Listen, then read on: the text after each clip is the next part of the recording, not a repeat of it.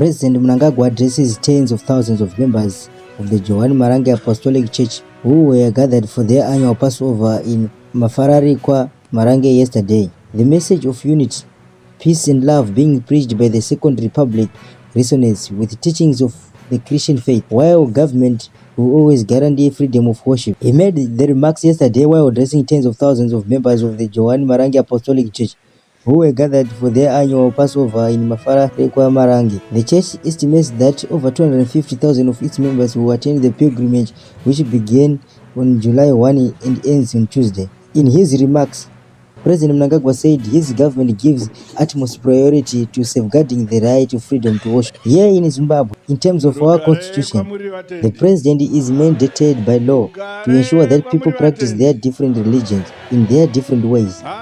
As long as I remain president, I will ensure that there is freedom of worship for churches to worship in any ways that they see wish. ZANU-PF, he said, has maintained a sound relationship with the church since the liberation struggle. Philippians 4 verse 13 says, "We can do all things through Christ who gives us strength."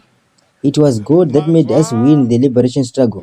Our relationship with the church has always been excellent. We preach unity and harmony as a government, and we are also happy that the church always prays for us and helps us to maintain peace and harmony. President Mnangagwa said he was happy that the John Marange Church was complementing government's development efforts through building schools and infrastructure that improves the well-being of community. I am happy to see the many projects that you have embarked on as John Marange Church. We have built many schools in all provinces. I have been told that in some areas they have stopped you from building. I told my deputy CDE Constantine Chiwenga, who is a soldier, to call those people who are denying you to order. President Mnangagwa, who is also the ruling party's presidential candidate in the August 23 harmonized election, he said he was impressed by the large crowd that attended yesterday's event and implored them to vote for the ruling party. "We have come in such huge numbers and it is gratifying to see. You should vote for the party that gave you freedom to this country. You should vote for the party that is bringing you development,"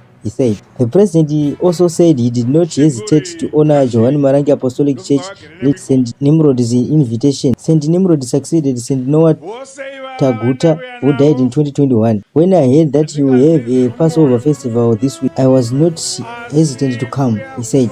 He said, adding that he was glad that there had been a smooth transition following St. Noah Taguta's death. The church said President Mnangagwa and ZANU-PF were guaranteed of its vote in the upcoming polls.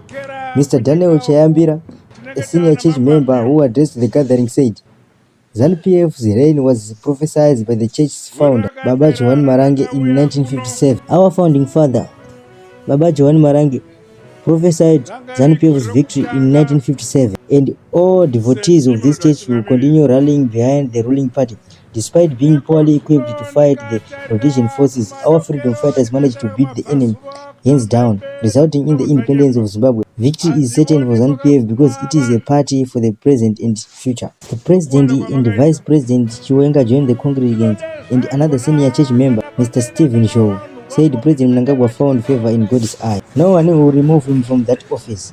We respect our leader, High Priest Nimrod Taguta, and his closeness to President Mnangagwa. We will see all of us voting for the president.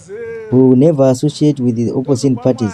President Mnangagwa, be rest assured that you have the support and the blessings of all the members of the John Marange Apostolic Church." President Mnangagwa also urged the church to vote for the ruling party's National Assembly candidate from Tare West, Comrade Nyasha Marange, who is also a member of the church. Vice President Chiwenga, Minister of Defense and War Veteran Affairs, Comrade Opam Chinguri Kashiri, Information, Publicity and Broadcasting Services Minister, Senator Monica Mchangwa, Industry and Commerce Minister Dr. Sekai Nzenza, senior government officials as well as John Marange Church representatives from different countries across Africa attended the event.